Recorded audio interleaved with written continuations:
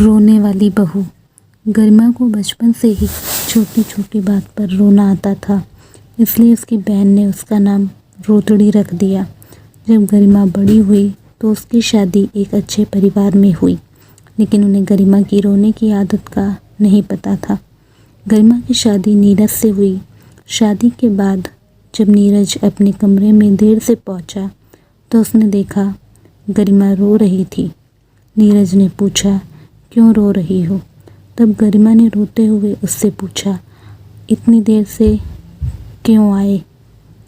नीरज ने कहा, दोस्तों ने रोक लिया था। यह सुनकर गरिमा ने कहा, अब मैं ठीक हूँ। अगले दिन सुबह हुई। गरिमा मुँह दिखाई के लिए तैयार हो रही थी, लेकिन उसकी बिंदी साड़ी से मैच नहीं कर रही थी। इसकी वजह से वह तेज तेज रोने लगी। जब नीरज ने रोने की आवाज़ सुनी तो वह उठ गया और उसने पूछा, क्या हुआ?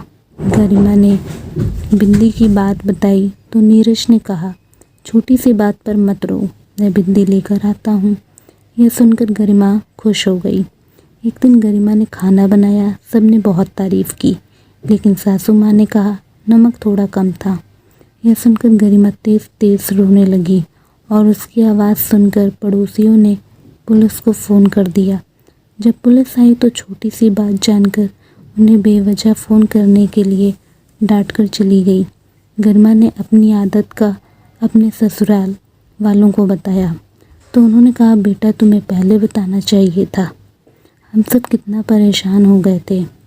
उस दिन के बाद से नीरज और उसकी माँ ने गरिमा को बहुत प्यार दिया और गरिमा की रोने की आदत को अपना लिया। जब दिल से किसी को अपनाते हैं तो उसकी गलत आदत भी अच्छी लगती है।